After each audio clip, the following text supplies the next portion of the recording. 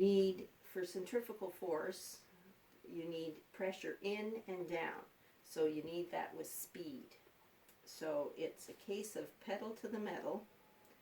And there are some wheels that are really too fast. The Freemas are notoriously fast, and I don't particularly care for them because of that.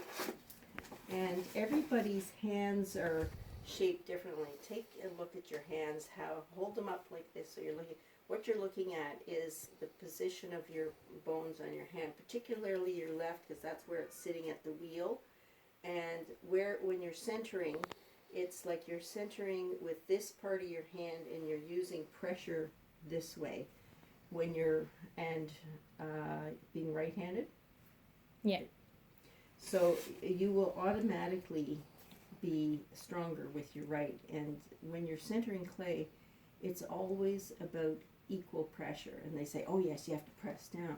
But what you have to understand is that you need to have equal pressure. And that equal pressure will mean you're going to ease up with your dominant hand and apply pressure with your weaker hand to balance the pressure with these hands.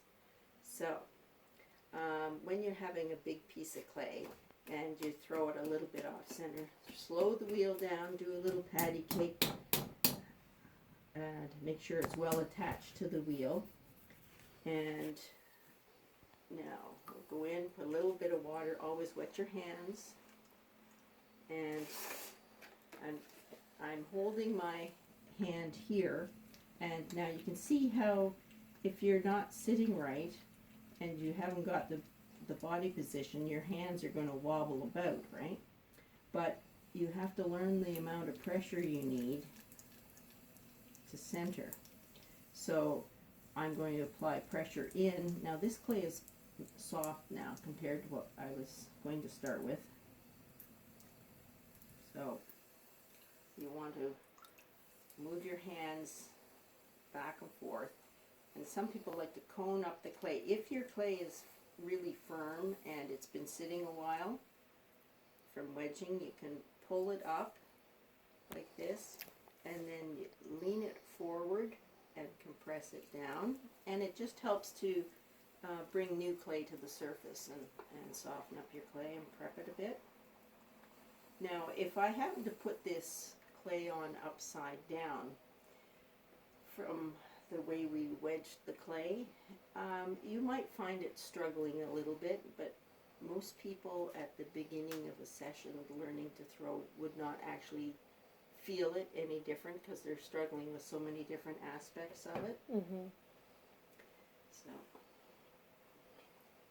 you want it's down. Now, right-handed people, their clay goes down like this.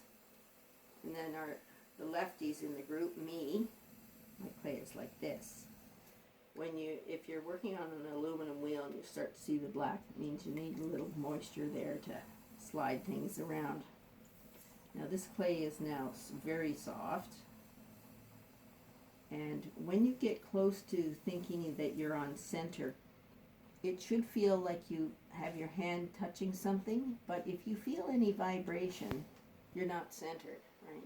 And your eyes lie to you. So when you feel like you're starting to get centered, I want you to close your eyes and then just feel for any kind of a vibration. And to get that center, have you been to a horse race? Oh yeah. Okay, so you know when they're talking about head to head and they're moving back and forth, if you're struggling to center, it's that learning the dominant hand to relax and giving the less dominant hand the lead so that you're working back and forth. So if you can't quite get into a center, close your eyes and just apply a different amount of pressure back and forth, and you'll find it. You'll get that aha moment. And one of the things a lot of people do starting is they're going, I'm centered, yay!